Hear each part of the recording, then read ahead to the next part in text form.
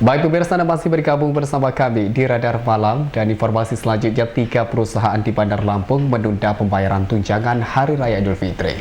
Dinas Tenaga Kerja menyetujui karena sesuai pengusaha dan pekerja sudah menyepakatinya. 3 perusahaan yang menunda pembayaran THR Idul Fitri ini bergerak di bidang kesehatan, salon kecantikan, dan restoran. Berdasarkan kesepakatan pekerja dan pemberi kerja, ini dibuktikan dengan surat pernyataan dan dokumen kesepakatan. Kepala Dinas Tenaga Kerja Bandar Lampung mengatakan meski bertentangan dengan Undang-Undang Nomor 13 Tahun 2003 tentang Ketenagakerjaan, ini masih bisa dimaklumi melihat kondisi dan adanya kesepahaman dua pihak. Diketahui Permenaker Nomor 6 Tahun 2016 tentang tunjangan Hari Raya Keagamaan yang mana THR wajib dibayarkan maksimal 7 hari sebelum Lebaran. Alasan mereka ya karena masalah COVID ini, jadi ya hasil usahanya menurun. Nah sehingga mereka mengambil satu kebijakan yang dilakukan dengan musyawarah antara manajemen dengan para buruh. Maka disepakatilah itu ada yang menunda pembayaran THR-nya akan dibayarkan nanti di tahun baru. Di tahun baru. Kemudian ada juga yang membayar, yang restoran itu siap saji itu membayar 50% di bulan Mei.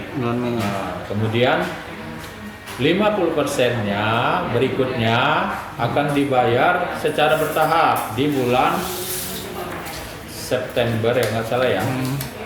September, Oktober, dan Desember. Meski ditunda dan bisa dibayar bertahap, Dinas Tenaga Kerja mewajibkan semua perusahaan yang menunda THR paling lambat dibayar Desember tahun ini. Sementara Dinas Tenaga Kerja dan Transmigrasi Disnaker Trans Lampung menegaskan agar perusahaan wajib membayar tunjangan Hari Raya bagi pekerja, meski di tengah dampak pandemi COVID-19 ini.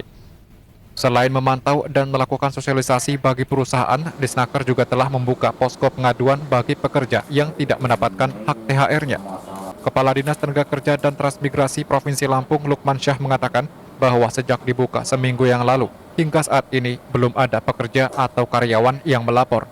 Lukman menegaskan apabila nantinya terdapat perusahaan yang tidak membayar THR, maka akan diberikan sanksi administratif.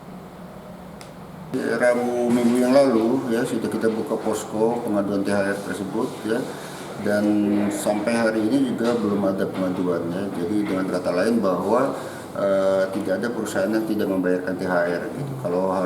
Kalau seandainya ada, kan harusnya ada pengaduan dari pekerja maupun buruh yang melapor ke kita, Dinas Tenaga Kerja Provinsi maupun Kabupaten Kota. Nah, mungkin upaya dari Dinas Tenaga Kerja sendiri Pak, upaya door to door ke perusahaan atau gimana gitu Pak?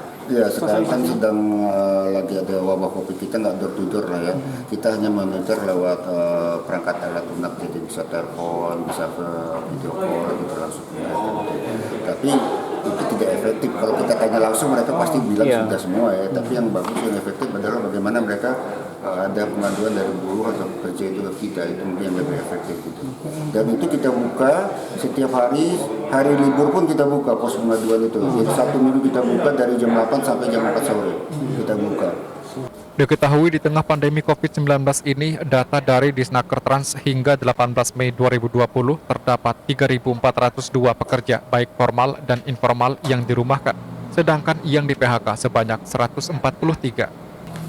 Hendri Yansah Galih Prihantoro melaporkan.